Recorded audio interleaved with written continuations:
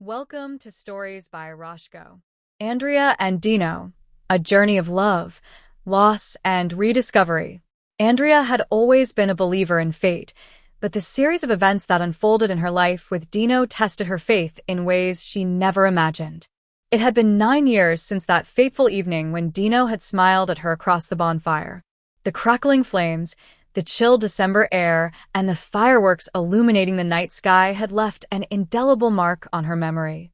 She remembered how she had felt a strange pull toward him even as she brushed past his confident, leather jacket-clad figure. Now, as they sat in their cozy living room, their daughter, Emma, played with her crayons nearby. Andrea glanced at Dino, his blonde hair still shining under the soft glow of the lamp, and smiled. "It's been 9 years," she reminded him softly. "9 years of marriage," he corrected, pulling her closer. His eyes twinkled with the same mischief that had drawn her in all those years ago. But Andrea's mind wandered back to the beginning, how she had met him on that New Year's Eve and how he had re-entered her life in the most unexpected way.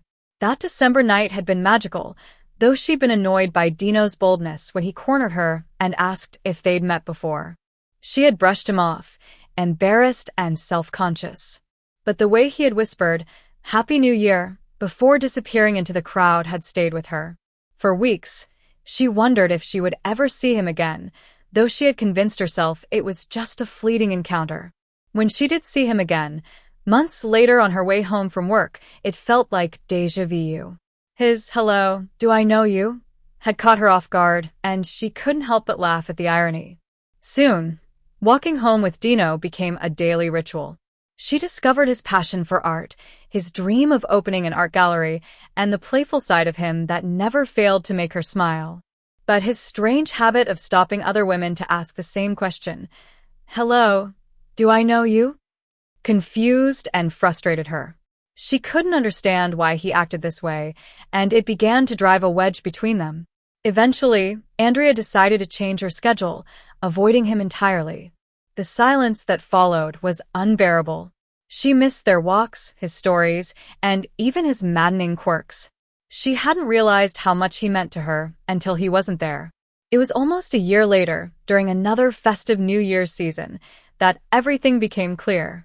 Andrea was shopping with her mother when she spotted Dino on the street.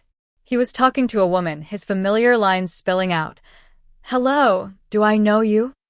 The woman pulled away, clearly irritated, and Andrea's heart ached at the sight. She was about to turn away when her mother spoke. "He's had a hard time, poor boy," her mother said.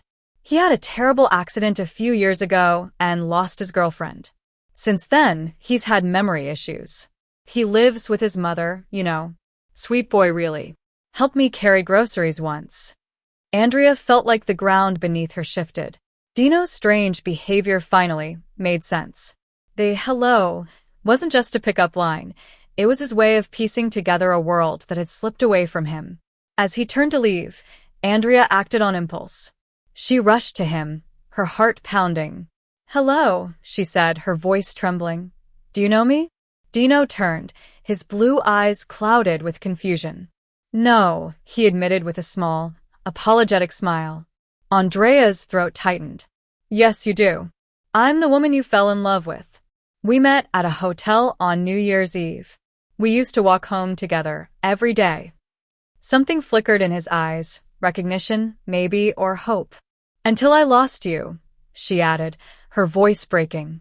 He stared at her for a long moment before pulling her into a tight embrace. "Never leave me again," he whispered, his voice filled with emotion. Now, 9 years later, Dino's gallery was thriving, their home was filled with love, and Andrea knew she had made the right choice that evening.